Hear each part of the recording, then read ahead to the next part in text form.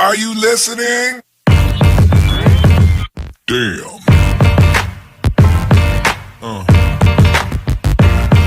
Yeah. Yeah. You do the intro for this one. Don't tell me what to do, No, dude. I But just did. I'll do it. I'll do it. But it's not because you told me to. All right. So another episode of Trash Talk. I'm Damian Hill. With me, as always, is TJ O'Connor. Tonight we have the one, the only Lynn Pettis, cage announcer or ring announcer. How would you? I don't know. However you would say it. Ring announcer extraordinaire. Been around the block a few times. Current jiu-jitsu practitioner. Gym owner, I believe, as well. No, not a gym owner, not yet. Okay, not yet.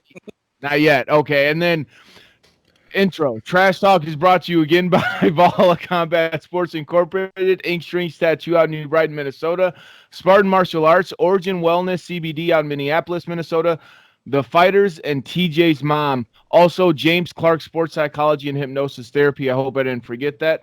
How are you doing tonight, Lynn? Brothers, I'm doing great. Yeah, man, I'm fired up. I got Valhalla Combat coming up in a couple of weeks. I'm always pumped to do Valhalla. Yeah. And then after that, I have up in Hayward, Wisconsin at Seven Winds Casino, got a fight where one of my teammates, he is 2-2 as a pro. His name is Scott Ritz. He is fighting for Inner Strength Martial Arts, Inner Strength MMA up in Seven Winds. So I get to announce that fight that'll be my third time with Inner Strength. So I'm really excited about that one. Anytime I get to announce for my teammates, it just pumps me up, dude. Like I go to another level with the volume. Yeah.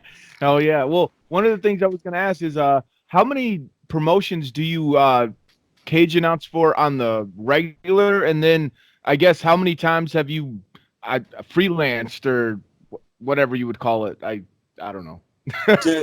Well, it's really a funny story how I got into it in the first place. I train at Rising Sun MMA in Wausau, Wisconsin. And about 2 years ago, I guess it was 2 years ago in October, they started their own promotion called Conviction Promotions. And, we were just kind of talking about, it's a lot of guys, of course, from our gym fighting and everything. And they were talking about all the stuff they still need to put together. And they were like, what we really need is a ring announcer. I'm like, me, let me do it. Like, and I've never done it before. I've never even had a desire to do it. But all my friends, the guys I roll with day in and day out, were fighting. So I'm like, yeah, I want that gig, dude. And dude, I loved it so much. It was the time of my life. So, I didn't really seek anything after that. I'm like, yeah, dude, next time Conviction does something, I'll do it again. And then Inner Strength MMA got a hold of me and they were like, hey, can you announce for us? That was like 2 months later. And then me and James Clark developed a relationship online. A couple of my guys have been to Valhalla before, but only as spectators. And they always come back talking about this wild fight in this basement and everything, So when I connected with him online and he was saying, hey, I don't have a ring announcer. He had a crazy story about an arrest in his parking lot, that he had and everything. And I was like, sure, man, I'll come help you out, dude. So yeah, I work with James real closely. He's a great guy. And he, we talked a couple of weeks ago. He's got all kinds of stuff coming up with like the armored combat. And so summer's going to be wild with Valhalla, man. And plus I got Inner Strength. My goal is to get like one a month. I want to announce once a month because I just love doing it, man. Yeah, when you find the passion for something that you enjoy, and I've played many roles in the MMA game, and obviously when it's someone and someone you love and respect in there, it's a different type of pressure. So like when you mentioned you like announcing for your friends, I can only imagine just when you're right there, you're 2 feet away from them, and you're like, yeah, you're about to fight, and they're just like, I know. The hardest thing is to continue wearing the mask of unbiasedness, like my guy, I know what's coming for his opponent, because I train with these guys and everything, and it's like it's hard for me to sit on the sideline and not cheer and not root, and it's hard to I do like in a lot of promotion, well, in the fights that I've done other than Valhalla with the winner, I usually do like a quick interview with the fighters, because I think the more the fighters can connect with the audience, that's going to help develop a fan base for them, and it's going to make the fans feel more connected to the sport and keep them coming back, right?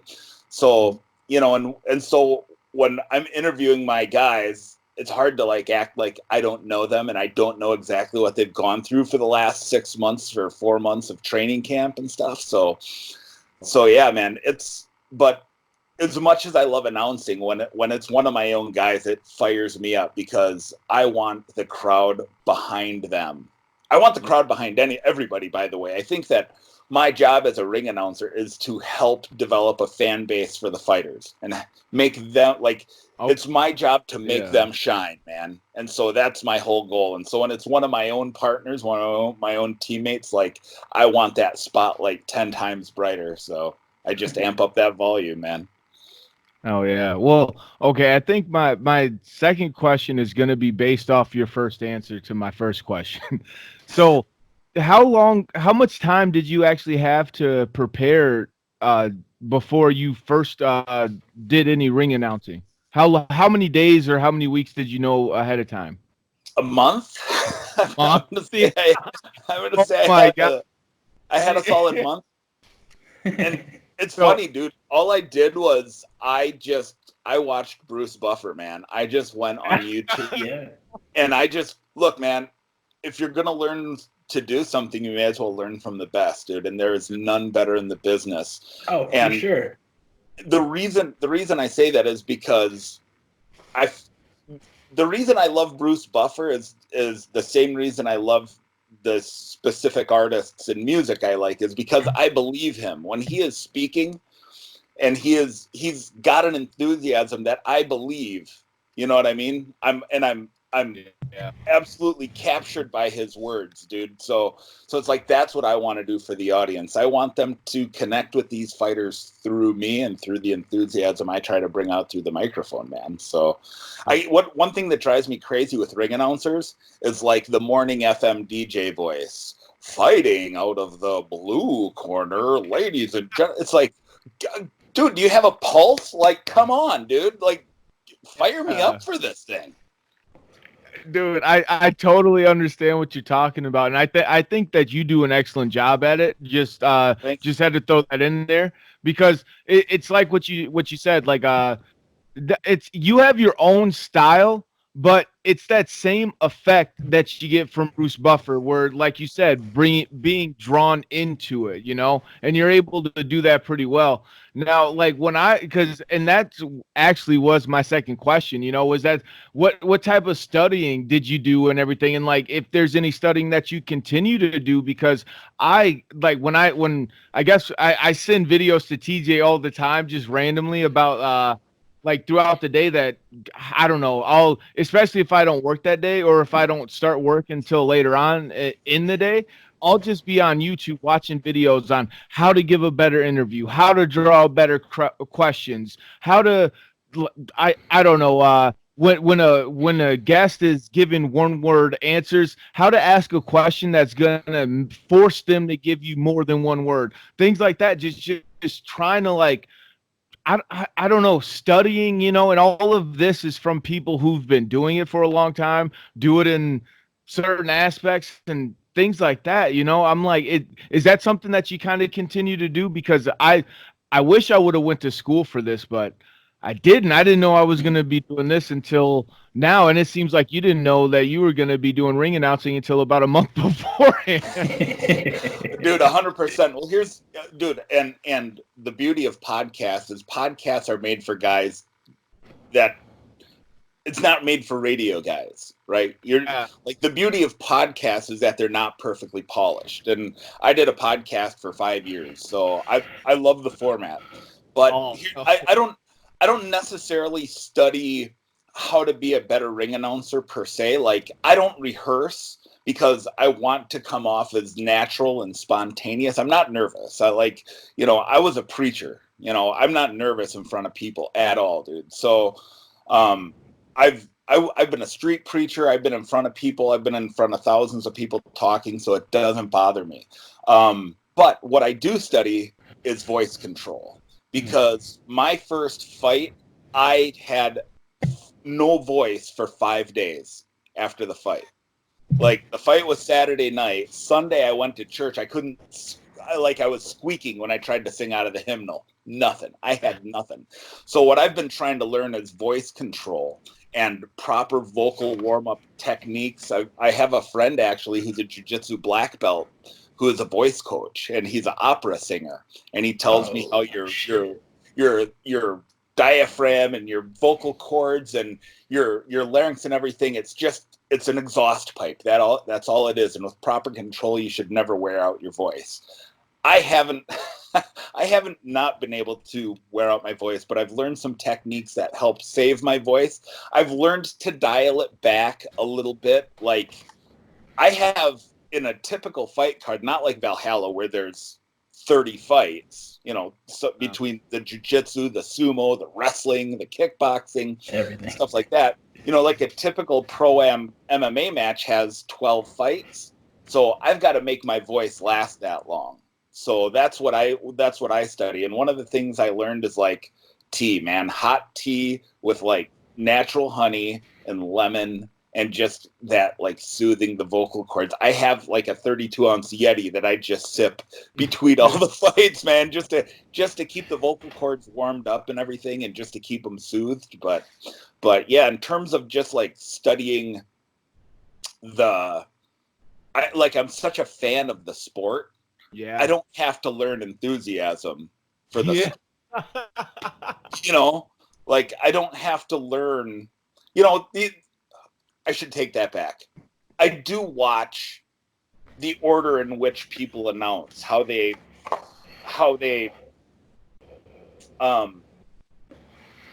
say, like, fighting out of the blue corner, fighting out of the red corner, just like the order of words. And when I say I don't rehearse, that's not entirely true either. I do look at the cards, and I'm in my head, so I don't stutter when they actually come out of my mouth. So, but yeah, man, I think it's good, bro. It's like, if you want to be excellent at something, just like you were saying, Damian, you want to be a better podcaster, you want to be a better interviewer, you study it. I want to be a better ring announcer. I want to be the guy that promoters call and say, I want to book you for this weekend. And I want to be so busy, I want to say, I'm sorry, I already have a fight that weekend. Yeah. What's your next? You know what I mean? Like, yeah. I want to be that guy. I want to be the guy in demand. You know what I'm saying? Like, that's really where my heart's at with this thing. Well, one of my first interviews, and I'm sorry, I didn't mean to cut you off if you weren't done already. Okay, yeah, one of my very first interviews, like I had questions written down, like how you said that you don't necessarily rehearse, and I mean, I guess you practice, or you have you get what in your head what you want to do, but like that's kind of what we do here. Is like I had questions written down. The guy that I was interviewing, Alfonso Bell, gave me a really good answer, and instead of giving him a follow-up question to that answer, because he said something really nice, I'm like, I should have went more into detail with his teammates, because he said something about his teammates. Right. I went right into the next question, which had nothing to do with what he just said. And it's like, when I watch it back, I'm like, dude, was I even listening? And when I wasn't listening, I was just waiting for him to get done so I can go on to the next question, so I could just have this interview done, instead of like actually getting the interview, because it's about them. It's like, it's not, if the interview gets a little bit off topic, well, good. I mean, that's for them. So if I guess not saying like they got it, but if it gets off topic while I'm talking with them, then that's the interview instead. And then I know how to, but that's also one of the things too, is knowing how to bring it back, because I gave a pre-fight interview to another guy, and we didn't even talk about the fight. So, I mean, like bringing it back on topic is one of those things that I had to learn as well. And it's just, I don't know. Here's the thing, though, Damien. It's it's on the job training, and people. What's cool is people who are your loyal followers from the start. They're gonna see a growth and a progression in you that is going to make them, 1 year, 2 years, 3 years from now, really appreciate you. And then you're gonna have new fans who are gonna be like, I want to see what the deep content is. I want to see what episode 1 through 5 was like, and they're gonna go back and listen to that and go, dang man, Damien and TJ have really grown, bro, because they were a hot mess episode 1. You know what I'm saying? So it's good, bro. It's one of those things that's really gonna help develop your fan base, man. Seriously. My first video that I made for Trash Talk might have been the worst content that we've ever put out. It was a solo video I did by myself, and I just remember being so nervous and monotoned, and all the facts and everything were still there. I was still the stats guy I am today, but I had no fucking idea how to talk in front of the camera. And it's just one of those things that just grows with time, and you become more natural with it. And I can only imagine being in the ring announcing that's the same thing, because that's such a different role. Like I said, it's a critical part of the fight game, obviously, but it's not. It's not someone who's going in there to fight. It's not someone who's in there. From your experience, what is that like? And to tell us some crazy fan stories from being in the ring announcer, because I know being in the corner, there's been some fans that have said some ridiculous shit behind me. What have you heard ringside? Tell us some of Len's craziest stories. So yeah, dude, I don't want to talk smack on MMA fight fans because we're a small sport and we need as many fans as we can get, man. But I know exactly what you're talking about. The thing with being the ring announcer is that fans think I'm the promoter. So they come up to me and like, hey, can I go backstage and see my brother? He's fighting tonight. Hey, can I go? So they come to me and they think I'm in charge. And I'm like, no, you got to talk to that guy. I'm the MC. That's it. My job is to keep this show on schedule and make the fighters shine, So that's, but the craziest thing that ever happened was the last fight I did for Inner Strength MMA, the very first fight ended in a disqualification. And it was a really good fight. Squareville Lancaster was fighting a guy. I can't remember who he was fighting. But he was kind of being positionally dominated on the ground, Bill was, and he got a sweep and got on top. And I think he did a 12-6 elbow. Or no, it was a hit behind the head. It was a hit in that Mohawk area, right? So he got, the fighter wasn't able to continue, and so his opponent wasn't able to continue, so they disqualified him. And the whole crowd just started booing. And so I just got on the microphone. I'm like, listen, I train with these guys. This isn't the outcome any of us wanted, but nothing is more important to us than fighter safety. We want these guys to come back and give us a show next time, right? So let's just, give it a hand for the fighters, And so that kind of turned the crowd around, and the judge I was sitting next to, he was like, normally I tell the announcers to stick to announcing, but that was good what you said there. That really got the crowd back, So because they turned, they turned, they were booing the ref and they were booing the judges for making the call. And it's like, hey, we gotta protect the fighters. They're in there laying it on the line as it is, man. And those, how it is. In martial arts, those incidental shots happen. It wasn't done with any malice, but the guy can't continue the fight, and that's just the way the rules are laid out, man. Can I tell you a funny story?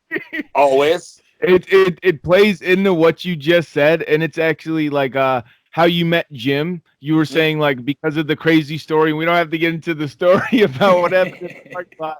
But there was something that happened to the previous announcer, and it was actually that announcer that was announcing this fight for me. It was one of my early pro fights, and it was over in I guess 7 seconds is the recorded time, but it was stopped a little bit early.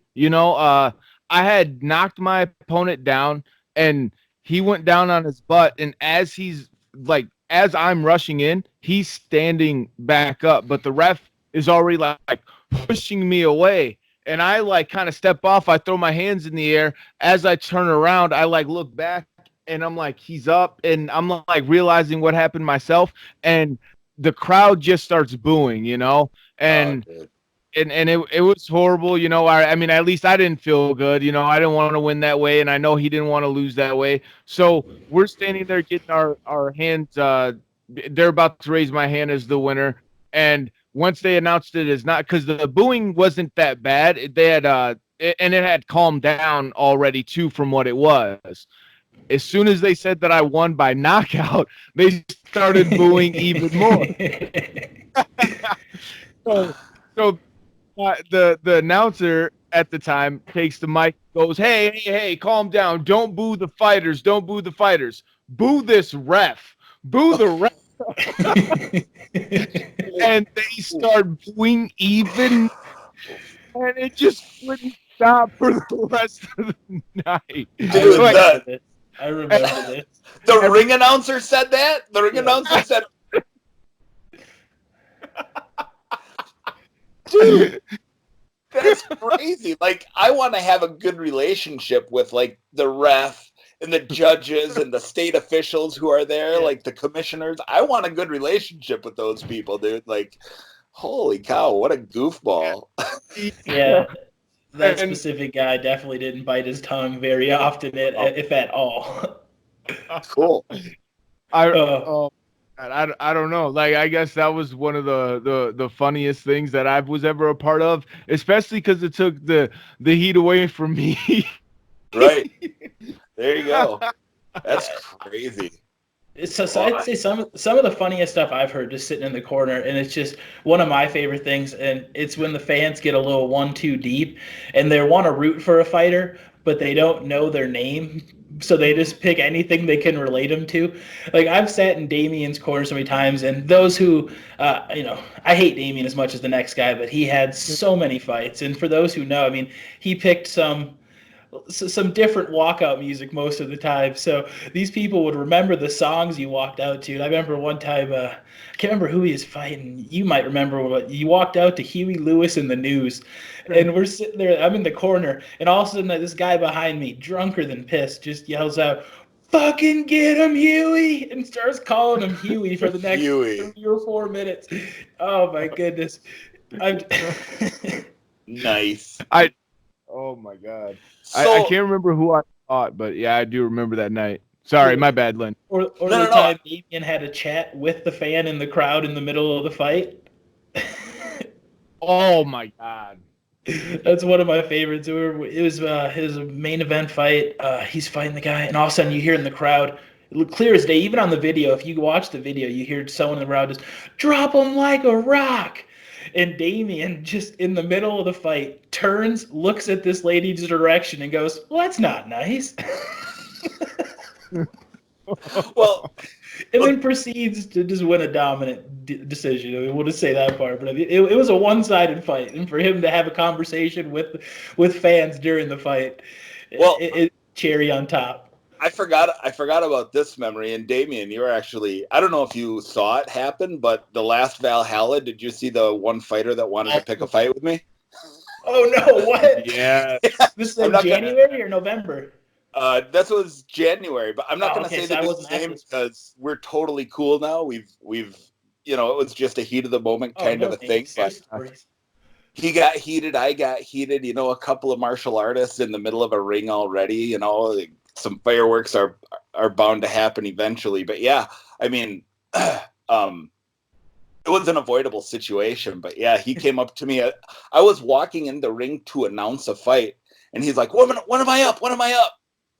And I was just like, "Just listen for your name, dude. I got to announce." He's like, "Just tell me." And I didn't know his name. Yeah. And so, I didn't have time to go over and say, and have him point himself out. So I'm like, "Dude, just listen for your name." And, yeah, he took it as me being kind of a dink, and maybe I was in that moment. But, yeah, then after the fight, he was like, "Next time I ask you when I'm fighting, you tell me."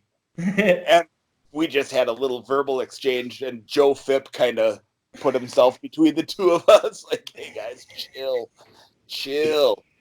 So, yeah, that was crazy. That's not something I hope ever happens again. So let me interview you guys. Are you cool with that? Yeah. Well, TJ's actually going to be fighting on the card. Really? Yeah.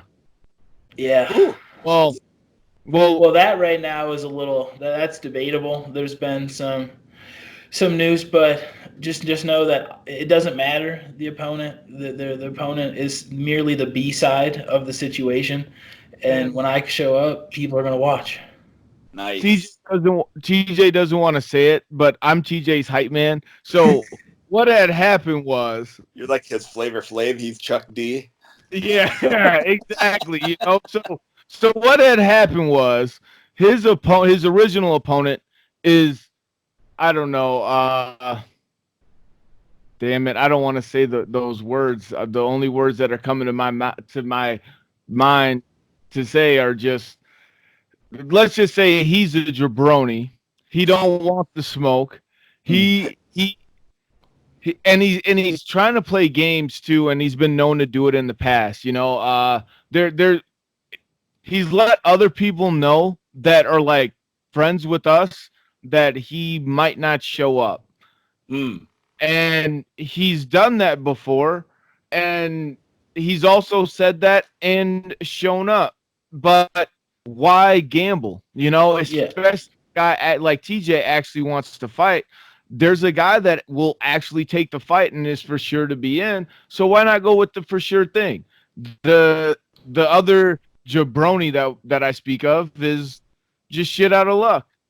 I mean, it's not like he's ever going to get an opportunity to fight again, because one of the things that if you piss off James Clark on one of his shows, and it's not like his show is like the cream of the crop, not televised, anything like that. If you piss him off, like, he has a good relationship with all of the other promoters, every single one, boxing and in MMA. If you piss him off by not fighting on one of his shows, doing a no-call, no-show, getting injured, and then posting a picture of yourself partying that night or whatever, like saying you twisted your ankle, but then posting a video of yourself dancing. Yeah. Like, bad luck. You will never fight again. And this was his last chance, pretty much. So, I mean,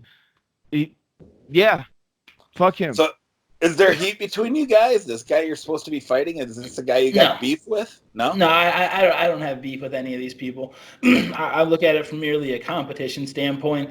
The fact of the matter is, and I mean, the fans of the show know, I don't live in the Twin Cities anymore. For me to commit and to come up and compete on a Valhalla Combat show like I'd love to do, the home gym,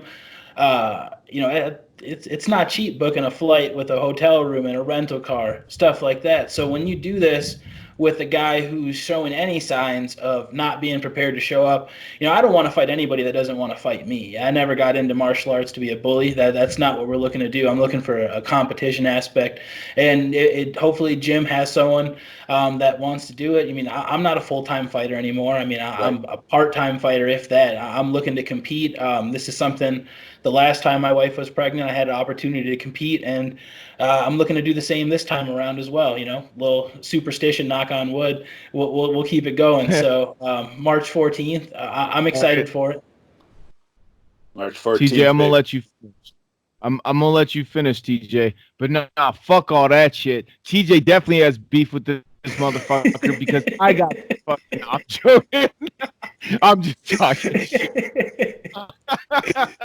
I don't know where that came from, but but no, this is one of those things where it's like, I really hope the fight actually comes to fruition for you, TJ, just because, I mean, I know how bad or not how bad you want it, just how, I don't know exactly, just how much it feels to you to go out there and get a win. Especially like knowing that you're coming back home, you have another kid, like all the stars are aligning all at the same time. Like, we spoke about it a few times before. So I'm just like, I want to see you get this. Like, this would be dope as shit, even though I hate you. Yeah, and I appreciate that. The hatred is definitely mutual. And like I said, it's something to where, I enjoy the competition. Opponents falling out has been something I've been plagued with since I was an active fighter. It's not something I'm, new to by any means. So I'm just going to roll with the flow. It's just, like I said, it's one of those things to where, I'm not a tough guy by any means, but I enjoy a good fight. So when Jim offered me a fight on Patty's Day weekend, Let's throw them dukes. Take it, baby. Take it. O'Connor had to fight on St. Patty's Day. Hey, Yeah, baby. it'll be my first time, so I might as well run out in style, right? Hold on, TJ. I wanna get this back to Lynn really quick, just Oh, of because course. This is his time. one of the things that me and TJ have talked about, well, it just popped into my head because we're talking about you making a return to fighting, and how I love the fact that so many fighters and competitors are actually like transitioning over to, excuse me, doing the reporting aspect, doing the commentary aspect, doing even, excuse me again, the promotional aspect, and then I guess ring announcing. Because what is your experience? Because you're a blue or purple belt in jiu-jitsu. I can't remember which one, but blue, yeah. And how long have you been training in all of that? Like what actually got you into martial arts in the first place? And I mean, because I guess we talked about the ring announcing. Yeah, man. Well, I'm a lifelong martial artist, man. I grew up not far from the Twin Cities. I grew up over in Hammond, Wisconsin, which is just exit 17 as you're going east on I-94. And in high school, I wrestled a little bit in junior high. Wasn't very good at it, but I did like it. And when I graduated in 92. I may have graduated high school before y'all were born. But I was born. I was born in 91, don't worry. So, my sophomore year in high school, and I got my driver's license, we always used to go up to Maplewood Mall. Yeah. And Maplewood Mall had a Champs, I think it was called Champs All Sports or something like that. Anyhow, we go in there one day and we're just like, looking for jerseys or whatever, and all of a sudden we see boxing gloves. And so we got a set of boxing gloves, and me and my buddies, we only had, here's how dumb we were, dude. We only had one set of boxing gloves to share. So you put one glove on and one the other. You could slap with the ungloved hand and you could punch with the gloved hand. So we would go in the backyard. We would go in the backyard and we would mow a rig in my buddy Jay's unmowed backyard. We'd, like, the one spot in his yard that got mowed was where we'd throw down. And so after a while, we finally started to get gloves, and my friend's his yard was adjacent to the school where the practice football field was.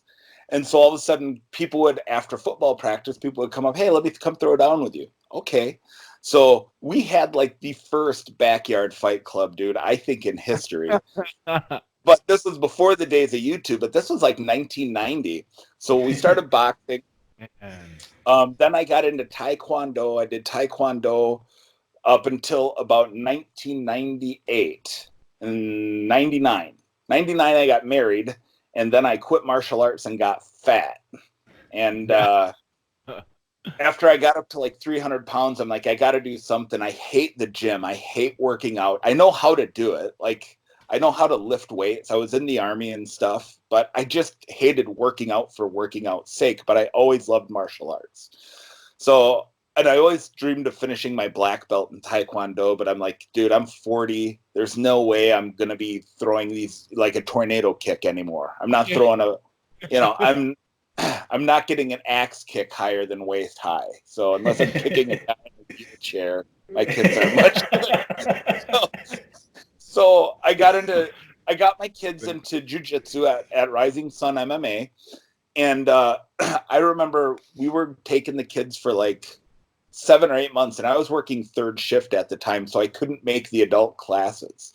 And when I got on to first shift and I started going, I was watching the adults walk in as the kids' classes were finishing, and there were a couple guys like my build, and I was like, I think I could roll with these guys, hon. I'm talking to my wife. I'm like, these guys are built, they're not big athletic guys, they're normal, kind of dad bods like me, Well, Yeah. the coach for the kids class overheard me, and he comes up and he's like, yeah, you should join. You should come right now. Like, why don't you come? And I was like, whoa. First of all, I didn't think anyone heard me talking. I was afraid he thought I was talking smack, but anyhow, that was like a real challenge to me. So I joined the class, and my ego, I was like, I'm not going to win anything here tonight, but I'm a martial artist my whole life. No one's tapping me out. Yeah, I spent my first class throwing up for 45 minutes before I finished my first roll. Yeah. Oh, So. my That's hilarious. Yeah, that first day at the gym, it's an eye opener no matter who you are or where you're at. I remember my first day it was Crystal Fight Club at that point, but Valhalla Combat Sports. I remember I walk in and they showed me the warm up, and I was like, "Well, that's more exercise than I've done in the last 10 years of my life." Like, what do you mean? So I do that, and then they're like, "All right, well now you've done that, you can hit the bag," and I was like, "Well, all right." So I'm dying there. Then now they're like, all right, now you did that. Here, go wrestle. And then so I got a guy who's literally fighting for the Minnesota Pro Heavyweight title here in a couple months, sitting on my chest for the next 10 minutes going, move, you got to do something. And I'm like, I am doing something. I'm trying not to die. yeah, dying is first objective right now. Man, that's what you crazy. just said just reminds me of. Sorry, I'm like that reminds me of like when Roberto, our jujitsu coach, he was cornering me in a jujitsu match once, where I guess where Brett was telling you that you got to move, you got to get up, and like okay, there was a guy who had me in a guillotine, but I was in mount, so he didn't really have it, but he was not letting go of my head at all, and I'm like I cannot get it out, like I mean. If it was MMA, I'd be punching him, but I mean, he was not going to let go, and there was nothing I could do.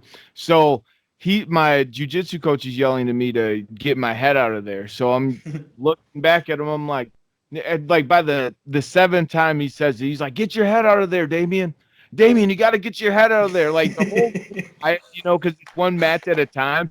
So everybody's hearing him say, "Get my head out of there." And I look back at him, I'm like, "What do you think I'm trying to do?" Yeah. And I said really sarcastically, and my opponent laughed, and I was able to get my head out as soon as he started laughing. Nice.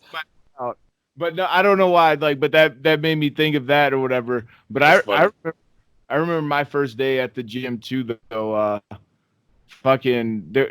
Did you ever get to meet Wilbur, TJ? No, he was gone before I joined.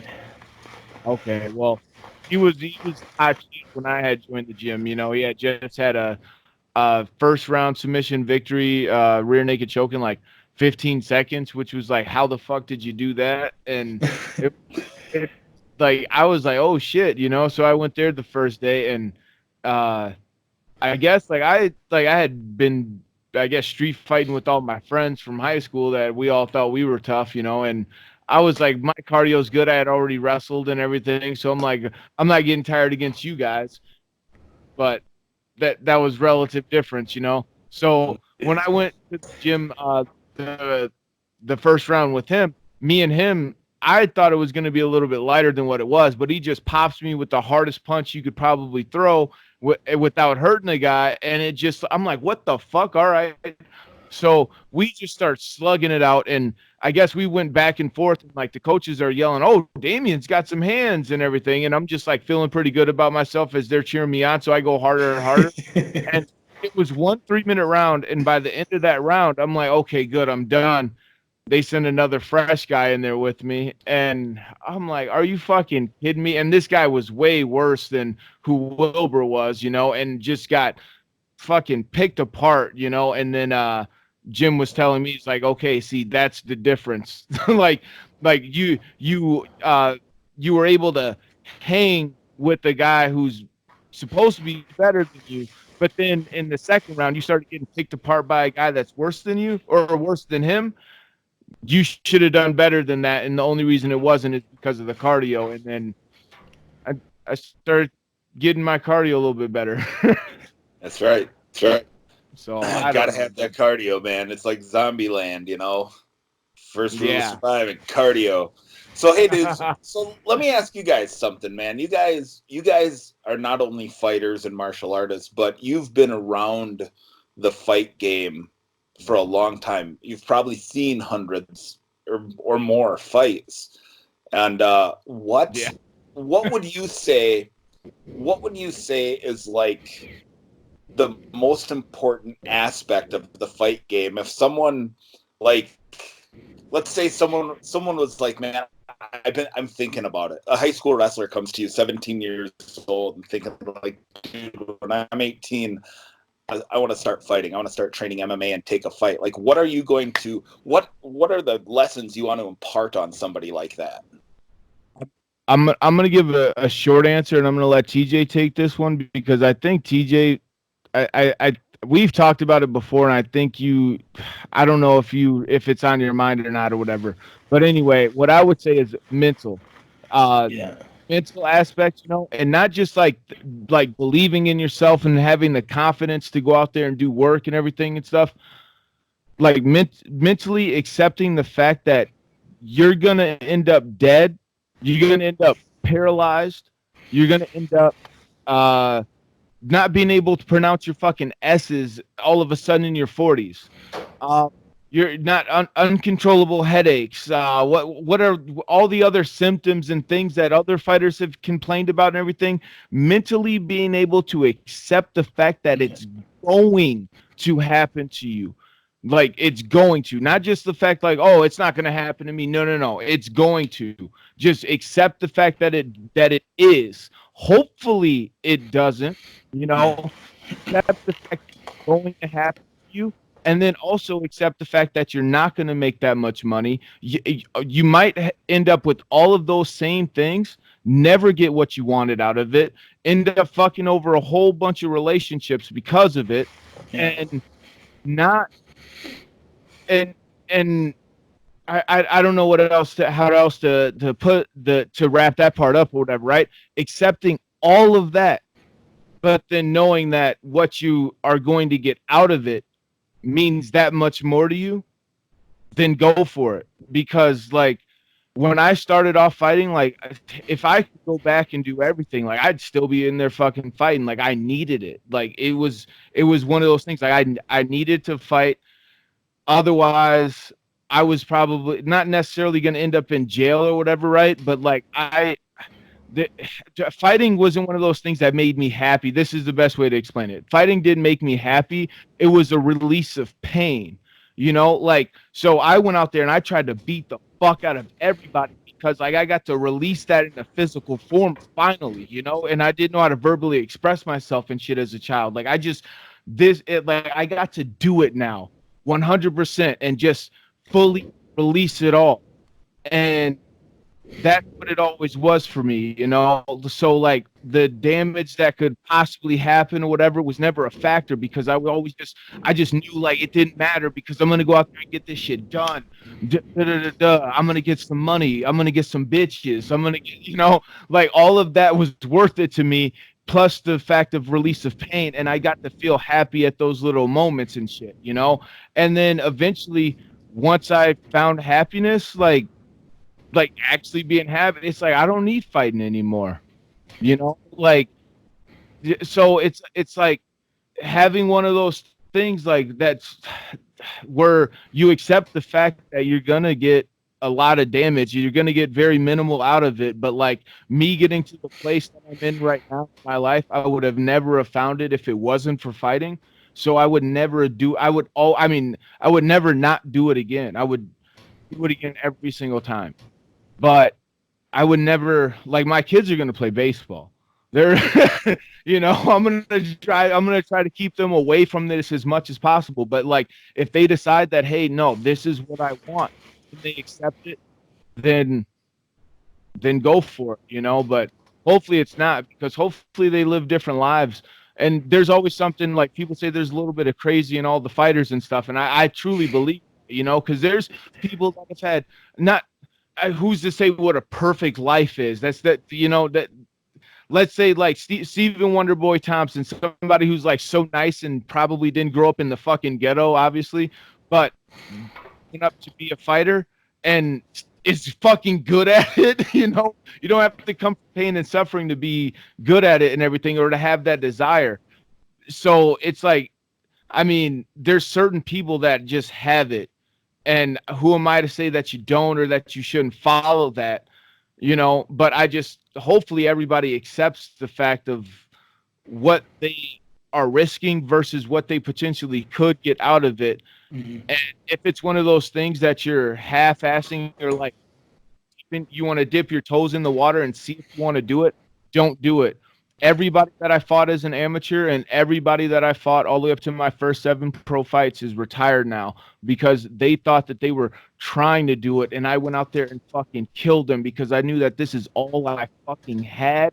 And I was never going to be able to leave the country, make any money, stay in hotels, fuck bitches, be on TV or anything if it wasn't for and even come home to a place to stay if it wasn't for beating people's asses and knocking people out, and especially like how emphasized the knock of the night bonus was for the UFC and stuff. I had that much behind me, and all of those guys had kids, families, and everything, seeing if they wanted to do it. And right now, it's like I'd be one of those guys where I'd see if I'd want to do it, and I'd get matched up with the killer. Like with that same mindset, I'd be fucking killed right now, and I guess TJ, I said that I wasn't going on a rant. I don't know. I'm sorry. No, I agree. That's one of the biggest aspects. I mean, obviously, fighting is a very physical sport. It's as physical as it gets. You're literally fighting another person. But fighting is one of those things you truly have to want to do. I mean, beating people up, I mean, as fighters know, winning an easy fight, making it look easy, that's a great night. It makes you feel fucking like you're the shit. But you have to be prepared for those dog fights. You have to be prepared for a guy that's going to take your best shot, keep walking forward and keep coming, and you got to be prepared to be the nail sometimes. Being the hammer's fun, but being the nail sucks ass. Waking up the next morning and you can't open your eye because it's swollen shut, and you look in the mirror and you can barely recognize yourself. I mean, these are real things. It's a very serious sport. Losing a basketball game, losing a football game, those suck. That hurts your ego. But losing a fight is a very physical thing, but the mental aspect plays such a big role in that. So I agree with what Damian said a lot there. Just being able to accept what can happen. I mean, all the time you tell someone, oh yeah, I've competed, or it comes up in a way, and they go, oh, well, what if you get knocked out? Did you get knocked out? And it's like, well, no, I've been lucky to avoid it, but I've come to terms with it. You know what I mean? And you kind of laugh it off and go, well, if I do get knocked out, I hope it's a highlight. I hope it looks good at least. I don't want to get caught with the jab and fucking fall. You know what I mean? I don't want to get put to sleep stepping backwards or something like that. So you kind of joke with it, but you have to come to terms. And it's one of those things to where, people, everybody has their different reactions before fights. Some people call it nerves, some people, butterflies, whatever it is. And it's one of those things where when you go into a fight, you're never nervous about getting beat up. I mean, you come to terms with that, but it's understanding what can happen on a truly bad night and being able to prevent that. And that's what the work you do in the gym is for. And so if there was someone who really wanted to fight and they're coming up, I would ask them to really think if they want to do it. And if the answer is yes, without a doubt, then we'll work on the physical stuff. Then we'll work on everything else. But you truly asking yourself if you're prepared to fight. Fighting is a big thing. Yeah, it's funny, dude. It's almost like you guys would almost try to talk someone out of fighting.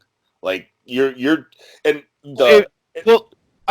sorry. I want to address that really quick. Yes, I will talk. Anybody who's telling me that they want to do it, I will talk them out of it the best way that I can. And if they say that they still want to do it after I just preach to them how they shouldn't, okay, let's go to practice, bro. Let's fucking go. Yeah.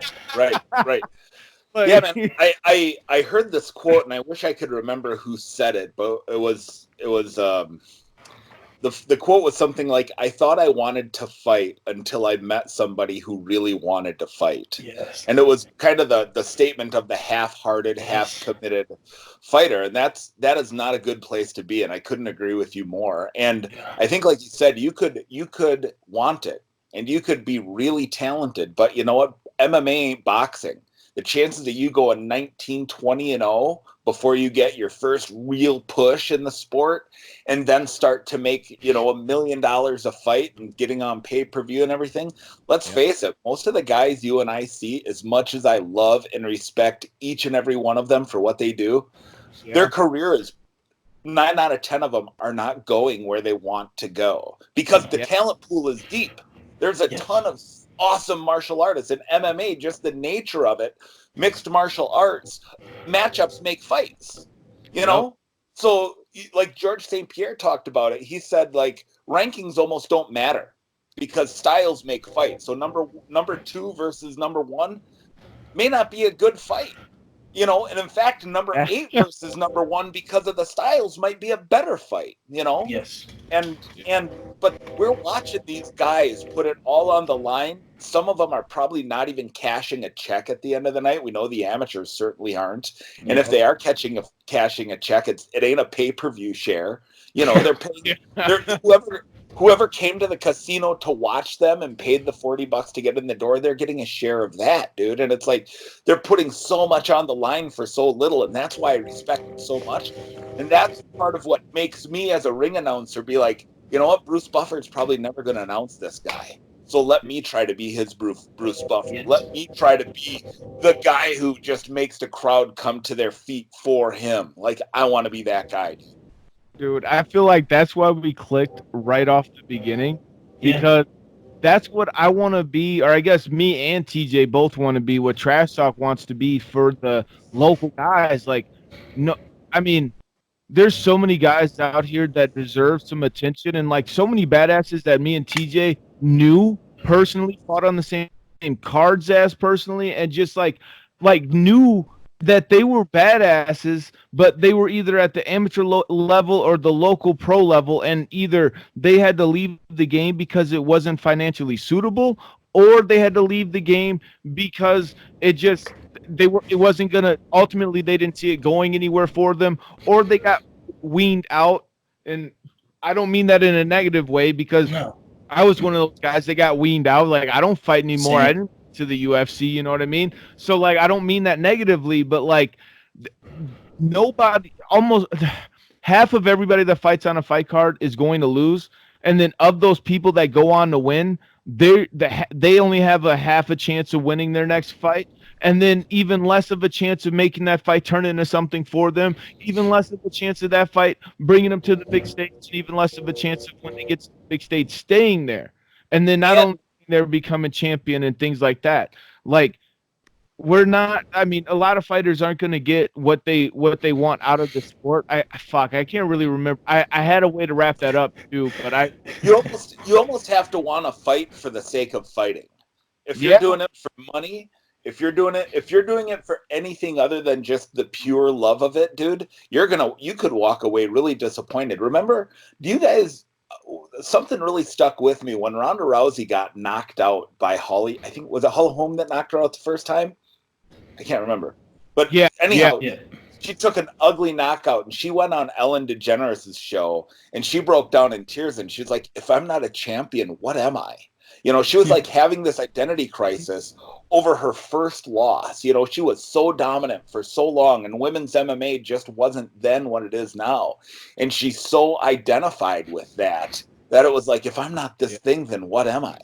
And I was like, this woman's got it all. She doesn't need, like, maybe she doesn't even realize what she has, or, but it's that whole thing after a loss, that existential crisis that you can go through, the self-doubt, the imposter syndrome, and then at this level, you got probably half their family trying to talk them out of it. You ain't good enough. What are you doing going in there? You're gonna get killed. You're little, you're skinny, you're fat, you're not smart. You know what I mean? And like all of that stuff echoing in the head of a fighter at this level, dude, they have so much to overcome. Just like I would not have guessed you would have said the mental thing, to be honest with you. But now that we're talking about it, it's like, of course it's the mental thing. Of course.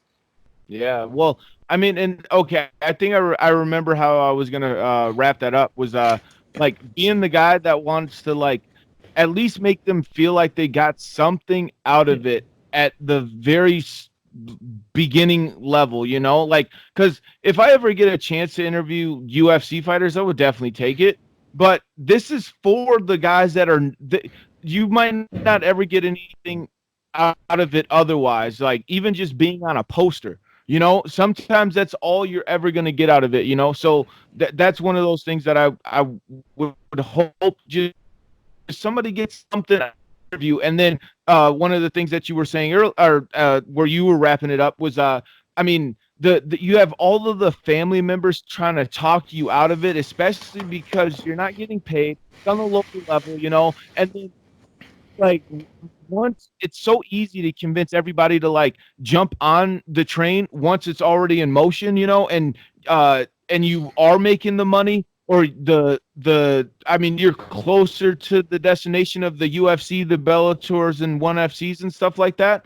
But the whole time they're doing something, doing it right now locally because no one on a broad scale is seeing them. They're saying like, well, you should probably stop. Da da da da. Well, hopefully, hey, oh, these people want to interview my cousin. Look at this, and now you get interview or encouragement from your cousin and stuff like that. Because it took a long time for me to get my first interview, and as soon as I did, it's when all of a sudden, oh, now everybody like, yeah, and it does feel good. It does. You know, it's your family. That's fucking support. Yeah, and one of the things that I always say that as a fighter, personally, not even speaking for fighters, is just it amazes me that people truly want to support me and come watch me fight. This is something that I just want to do. I want to go fight a guy. I'd fight this guy in the alley with no one watching just because for the competition aspect of it. But when you have your family and friends showing that support, it really means a lot. So if we can help give that boost to show them that this is real, not like you said, everybody's journey is different. Not everybody's journey is going to make it to be a world champion, but it doesn't mean your journey is not meaningful and that these fights didn't matter. These fights, like you said, these are their UFC fights. The lights ring, the bell starts fucking going, your music plays, and the crowd starts screaming. Well, what's different? It's just a smaller venue. And I mean, I feel like we could go on and on for days. I don't know if you guys realize this. We've been talking for about an hour right now. So I think we probably should get to wrapping this one up, and we'll have to definitely have you back on, Len. I'd love but just to. the same thing as we always do. Always want to give an open platform for you to thank anybody who's there for you inside the gym, outside the gym, family members, things like that. All right here, man. Rising Sun MMA, that's our logo. Rising Sun MMA in Wausau. They gave me my first shot at being a ring announcer. They produce champions in jiu-jitsu, world champions in taekwondo. We got champions in MMA. So it's a great gym, man. And Lon Shirley Tao, they run that thing, and it's a tight ship, but it's a fun ship, man. That's my family. I feel blessed, man. I got 3 families, man. I got my family here at home. I got my church family, and I got my Rising Sun family, bro. And I'm more blessed than I'm far more blessed than I deserve, for sure. That's awesome, man. So yeah, other than that, man, that's like I said, we could go on for days, bro. We got to come back and do a part 2 though, because there's more to say. Stop it. I was gonna say because I had just checked the time and I was thinking like, oh shit, I know TJ's for the people that don't know, TJ's wife is pregnant. She's getting madder and madder every word that I speak, but I'm gonna say a few more words. Luckily, she won't watch. Yeah, she won't get this far. She does love me, you know. So if I beg TJ to stay out to the garage, he can always blame it on me, and he won't get in trouble. But I know that this does bother her, and he needs to get back inside. So I was looking at that; it was about an hour, and I'm like, oh shit, TJ is gonna get beat tonight now. But sparring, it's just sparring leading up to the fight. Yeah, but we're definitely gonna have to. Oh my God, we're definitely gonna have to do this over again. And I mean, not over again. We're definitely gonna have to do this again.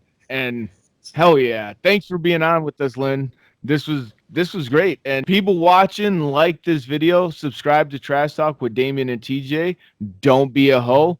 Also, always remember, Jeffrey Epstein did not kill himself, and I hate TJ. Fuck you. Hey, go look me up on Facebook, Len Pettis Ring Announcer. Go give my page a thumbs up and follow me. I'm just sharing memes, basically, just funny martial arts memes. So it's all good. No, yeah. Well, I'll put that at the beginning of it too. So. All right, I'm gonna stop the recording. But hell yeah, that was fun.